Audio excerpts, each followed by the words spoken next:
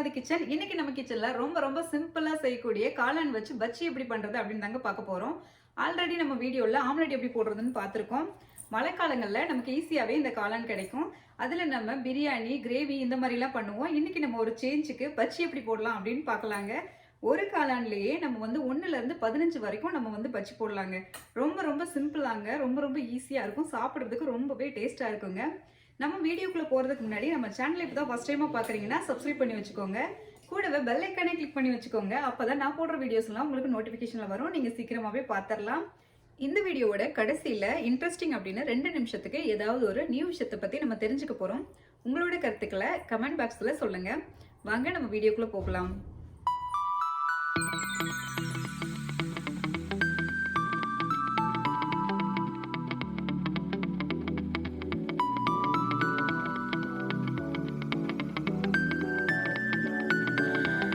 ரொம்ப சுவையான காளான் பஜ்ஜி செய்கிறதுக்கு நம்ம 1 கப்பு கடலை மாவு எடுத்துக்கலாம். அது கூட 1/4 கப்பு அரிசி மாவு சேர்த்துக்கலாங்க. இது ரொம்ப கிறிஸ்பியாக இருக்கும். இது கூட 1 ஸ்பூனு காஷ்மீரி சில்லி பவுடர் சேர்த்துக்கலாம். நார்மல் சில்லி சேர்க்குறோன்னா 1/4 ஸ்பூன் சேர்த்தா போதுங்க. அதுக்கப்புறமா 1 ஸ்பூனு சால்ட்டு சேர்த்துக்கலாம். சால்ட்டு சேர்த்ததுக்கப்புறமா நம்ம சேர்த்த எல்லாத்தையும் நல்லா ஒரு தடவை மிக்ஸ் பண்ணி விட்டுக்கலாம். எல்லாத்தையும் நல்லா மிக்ஸ் பண்ணதுக்கு அப்புறமா வாட்டர் கொஞ்சமாக சேர்த்து மிக்ஸ் பண்ணிக்கலாம். நம்ம கொஞ்சமாக வாட்டர் சேர்த்து மிக்ஸ் பண்ணுறதுனால கட்டியாக மாவு இல்லாமல் நல்லா சூப்பராக கிடைக்குங்க. 1 கப்பு பஜ்ஜி மாவுக்கு 1லேருந்து 1.5 கப்பு வரைக்கும் நம்ம வாட்டர் சேர்த்து நல்லா மிக்ஸ் பண்ணிக்கலாங்க. பஜ்ஜி மாவு ரெடி பண்ணும்போது ரொம்ப தண்ணியாகவும் இருக்கக்கூடாது, ரொம்ப திக்காகவும் இருக்கக்கூடாது.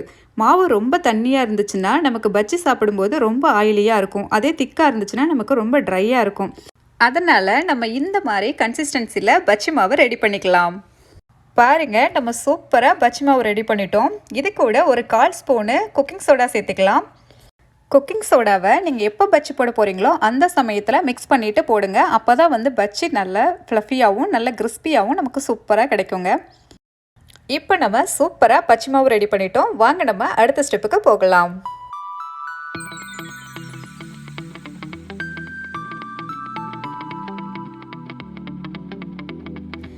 காளான் பஜ்ஜி செய்கிறதுக்காக 1 கப்பு கடலை மாவுக்கு 3 காளான் எடுத்திருக்கேன். இந்த 3 காளானை நல்லா வாஷ் பண்ணிவிட்டு நமக்கு பிடிச்ச மாதிரி சின்ன பீஸாக நம்ம கட் பண்ணி எடுத்துக்கலாம். ஒரு காளானில் 1லேருந்து 15 வரைக்கும் நம்ம பீஸ் போட்டுக்கலாம். நமக்கு எந்த அளவுக்கு வேணுமோ அது அந்த அளவுக்கு நீங்கள் வந்து பீஸ் போட்டு எடுத்துக்கலாம். காளான் ரொம்பவே சாஃப்டாக இருக்கும். அதே மாதிரி கட் பண்ணுறதுக்கும் ரொம்ப ஈஸியாக இருக்கும். இந்த மாதிரி சின்ன லேயராக நம்ம கட் பண்ணி எடுத்து பஜ்ஜி போடும்போது அது சாப்பிட்றதுக்கு நல்லா சாஃப்டாக முறுமுறுன்னு சூப்பராக இருக்குங்க. காளானை நம்ம கிரேவியாக பண்ணும்போது ஒரு சில குழந்தைங்க சாப்பிட மாட்டாங்க. இந்த மாதிரி ஸ்நாக்ஸாக பண்ணி கொடுத்தோன்னா கண்டிப்பாக எல்லாருமே சாப்பிடுவாங்க. அதனால் கண்டிப்பாக எல்லோரும் ஒரு தடவை ட்ரை பண்ணி பார்த்துட்டு எப்படி இருந்துச்சுன்னு எனக்கு கமெண்ட்டில் சொல்லுங்கள். இப்போ நமக்கு மாவும் ரெடி ஆயிடுச்சு, காளானும் ரெடி ஆயிடுச்சு. வாங்க இப்போ நம்ம ஃப்ரை பண்ணலாம்.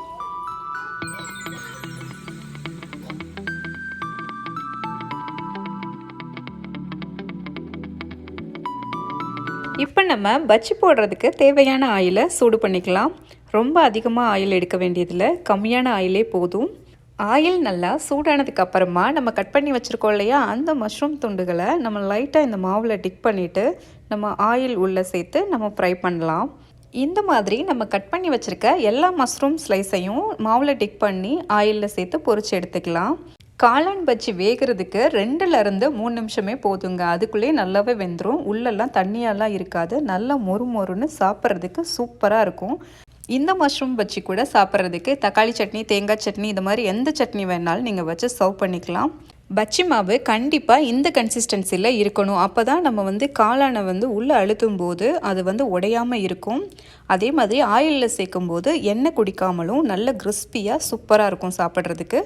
பஜ்ஜி போடும்போது பொதுவாகவே நம்ம ஒரு கையில் வந்து மாவில் டிக் பண்ணி எண்ணெய்க்குள்ளே சேர்க்குறோன்னா இன்னொரு கையில் நம்ம கரண்டி வச்சுக்கணும் அதை வந்து திருப்பி விடுறதுக்கு. ஏன்னா கொஞ்சம் நம்ம லேட்டாக திருப்பி விட்டோம்னா இந்த மாதிரி பெரிய ஹோலாக உள்ள விழும்.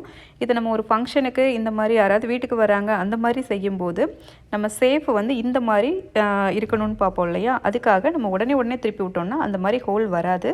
சூப்பராக இருக்கும், பார்க்குறதுக்கும் சூப்பராக இருக்கும், சாப்பிட்றதுக்கும் சூப்பராக இருக்கும். காளான் பஜ்ஜி போடும்போது நம்ம ஃப்ளேமை ஹையாக வச்சு பஜ்ஜி போடலாம். பஜ்ஜி நம்மளுக்கு சூப்பராக ரெடி ஆகிட்டுருக்கு. இதை நம்ம 2-3 நிமிஷத்துக்கு நல்லா திருப்பி விட்டு நல்லா வேக வச்சுக்கலாம். நான் இன்றைக்கி ஃபுட் கலர் எதுவும் யூஸ் பண்ணல. ஏன்னா நான் காஷ்மீரி சில்லி பவுடர் சேர்த்துருக்கேன். அதுவே நல்ல கலர் கொடுக்கும். நீங்கள் உங்களுக்கு வேணும்னா ஃபுட் கலர் யூஸ் பண்ணிக்கோங்க. சில பசங்க கிரேவி இது மாதிரியெல்லாம் செய்யும்போது சம்டைம்ஸ் சாப்பிட மாட்டாங்க. இந்த மாதிரி ஸ்நாக்ஸாக பண்ணும்போது கண்டிப்பாக அவங்க சாப்பிடுவாங்க. ஈவினிங் டைமில் நம்ம ஸ்நாக்ஸ் சாப்பிட்றதுக்கு இந்த பஜ்ஜி ரொம்ப ரொம்ப சூப்பராக இருக்கும். அதுவும் சூடாக காஃபியோட சட்னியோட சாப்பிடும்போது ரொம்ப ரொம்ப சூப்பராக இருக்குங்க. காளானில் நிறைய மருத்துவ குணங்கள் இருக்குது. அது என்னென்ன அப்படிங்கிறத இந்த வீடியோலேயே நம்ம பார்க்க போகிறோம். பாருங்கள், பஜ்ஜி சூப்பராக ரெடி ஆயிடுச்சு. 2 பக்கமே நல்லா வெந்திருக்கு. நம்ம போட்டதை விட நல்லாவே கலர் சேஞ்ச் ஆகிருக்கும். இப்போ இந்த ஸ்டேஜில் நம்ம வெள்ளை எடுத்துடலாம். காளானில் பஜ்ஜி பண்ணுறது ரொம்ப ரொம்ப ஈஸியாகவும் இருக்கும். அதே அளவுக்கு ரொம்ப ரொம்ப டேஸ்ட்டாகவும் இருக்கும். 1-2 காளான்லேயே நம்ம அதிகமான பஜ்ஜி போடலாம். உங்களுக்கு எப்பெல்லாம் கிடைக்குதோ அப்போல்லாம் ட்ரை பண்ணி பாருங்கள். கண்டிப்பாக இது ஒரு சூப்பரான ஈவினிங் ஸ்நாக்ஸாக இருக்கும். எல்லாருமே விரும்பி சாப்பிடுவாங்க. என்னோட பசங்க எப்போ பண்ணாலுமே இது சூப்பராக சாப்பிடுவாங்க. குழந்தைங்க வச்சுருக்கவங்க அதிகமாக ட்ரை பண்ணி பாருங்கள்.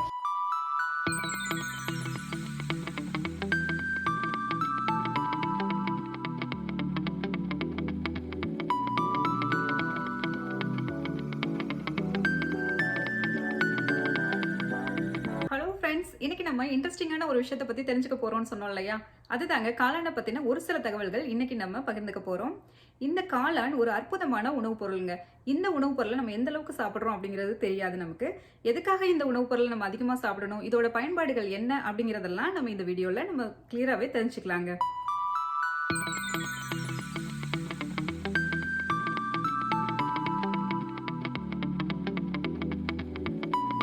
உணவுகளை காளானை அதிகமாக நம்ம சேர்த்துக்கிட்டு வரும்போது இந்த காளானில் இருக்கக்கூடிய செலினியம் அப்படிங்கிற மூலக்கூறு நம்மளோட உடம்புல அதிகரித்து நம்மளோட எலும்புகளுக்கு வலுவை சேர்க்குதுங்க.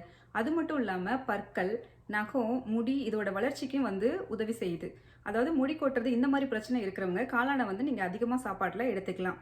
அது மட்டும் இல்லாமல் ஆண்களுக்கு உயிரணுவை அதிகரித்து மலட்டுத்தன்மையை போக்குதுங்க. ரொம்ப ரொம்ப அற்புதமான உணவுப் பொருளுங்க இது. நீரிழிவு நோயால் பாதிக்கப்பட்டவங்களுக்கு இந்த காளான் ஒரு சிறந்த மருந்து பொருள் தாங்க சொல்லலாம். டெய்லி அவங்க அதை எடுத்துக்கிற போது சுகரோட அளவை கட்டுப்பாட்டுகளை கொண்டு வருது, உடலை வலுப்படுத்துதுங்க. காளான் ஒரு சிறந்த நோய் எதிர்ப்பு சக்தியை நம்ம உடம்புல உருவாக்குதுங்க. நம்ம ஒவ்வொரு நாளும் இந்த காளானை சாப்பிட்டு வரும்போது அதில் இருக்கக்கூடிய எர்கோத்தியோனின் அப்படிங்கிற ஒரு சிறப்பான மூலக்கூறு நோய் எதிர்ப்பு சக்தியாக செயல்படுதுங்க. வெளியில இருந்து வரக்கூடிய தொற்றுக்களை அழிச்சு நம்ம உடம்பை சீராக்குதுங்க. நம்ம ஒவ்வொரு நாளும் ஏதாவது ஒரு தொற்றுகளோட போராட வேண்டியதா இருக்கு. அதனால இந்த மாதிரி நோய் எதிர்ப்பு சக்தி இருக்கக்கூடிய உணவுப் பொருட்களை நம்ம உணவுல சேர்த்துக்கிறது ரொம்ப ரொம்ப நல்லதுங்க. இரத்த சோகையினால் பாதிக்கப்பட்டவங்களுக்கு இந்த காளான் ஒரு மிகச்சிறந்த உணவு. இந்த காளானில் இருக்கக்கூடிய இரும்பு சத்தை நம்ம உடம்பு சீக்கிரமாகவே ஏற்றுக்குது. இரத்த சோகை எதனால் வருதுன்னா, நம்ம உடம்புல ஓடக்கூடிய ரத்தத்தில் இரத்த அணுக்கள் கம்மியாகும் போது இந்த இரத்த சோகை நமக்கு வருது. காளானை அடிக்கடி சாப்பிட்டுட்டு வந்தோம்னா இந்த பிரச்சனை நமக்கு இருக்காது. அதாவது ரத்தத்தில் இரத்த அணுக்களை அதிகப்படுத்தி இந்த இரத்த சோகையை முற்றிலுமாக குணப்படுத்துது. புற்றுநோயால் பாதிக்கப்பட்டவர்கள் தொடர்ந்து இந்த காளானை சாப்பிடும்போது நல்ல பலனை தந்ததாக ஆய்வுகள் சொல்லுதுங்க.